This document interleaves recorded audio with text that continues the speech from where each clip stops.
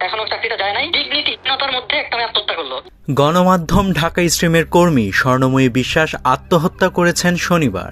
28 বছর বয়সী graphics designer মৃত্যুর কয়েক সপ্তাহ আগে তার অফিসের বাংলা বিভাগের প্রধান আলতাফ শাহনেওয়াজ নয়নের বিরুদ্ধে এনেছিলেন যৌন নিপীড়নের অভিযোগ। এবার স্বর্ণময়ীর কিছু সহকর্মীর কথায় উঠে এসেছে সেই নিপীড়নের কিছু চাঞ্চল্যকর তথ্য।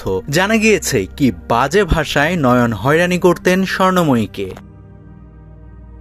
আলতাফ স্বর্ণময়ীর বাংলার ব্যাপারে সন্তুষ্ট ছিলেন না, তাই তিনি স্বর্ণময়ীকে উদ্দেশ্য করে প্রায় বলতেন, যার ব্রেস্টের বা স্তনের শেপ এই ধরনের ভজকানো, তার বাংলাও ভজকানো হবে। অন্যদিকে সামাজিক যোগাযোগ মাধ্যমে ঢাকা স্ট্রিমের এক নাম প্রকাশে অনিচ্ছুক কর্মীর একটি ফোন রেকর্ড ভেসে বেড়াচ্ছে।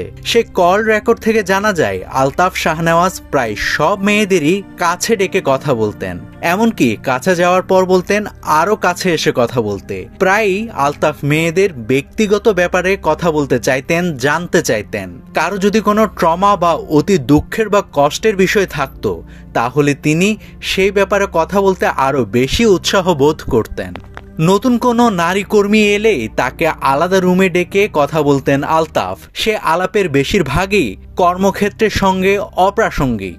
অবস্থা একসময় এমন দাঁড়ায় যে নতুন কোনো নারী কর্মী এলেই আলতাফের হয়রানির শিকার হচ্ছে। তখন অনেক নারী কর্মীরা মিলে আনুষ্ঠানিকভাবে ঢাকা স্ট্রিমের সম্পাদক ইফতেখার মাহমুদের কাছে অভিযোগ দেন, কিন্তু এরপর যা হলো সেটির জন্য প্রস্তুত ছিল না ঢাকা স্ট্রিমের নারী কর্মীরা। ইফতেখার মাহমুদ নিউজ রুম থেকে বের করে দেন আলতাফ শাহনেওয়াজকে। তবে এরপর তাকে আলাদা একটি রুম দেওয়া হয় এবং ক্ষমতা আরো বাড়িয়ে দেওয়া হয়, যাতে ক্ষুব্ধ হন ঢাকা স্ট্রিমের নারী কর্মীরা। তাছাড়া যে কয়েক নারী যৌন নিপীড়ক শাহনেওয়াজের বিরুদ্ধে অভিযোগ করেছিলেন, তাদের একজনের চাকরি চলে যায়। গ্রাফিক্স টিমের হেডকে ডেকে আলতাফ বলেন তিনি যেন স্বর্ণময়ীকে কাজ পারে না এই দোহাই দিয়ে বের করে দেন।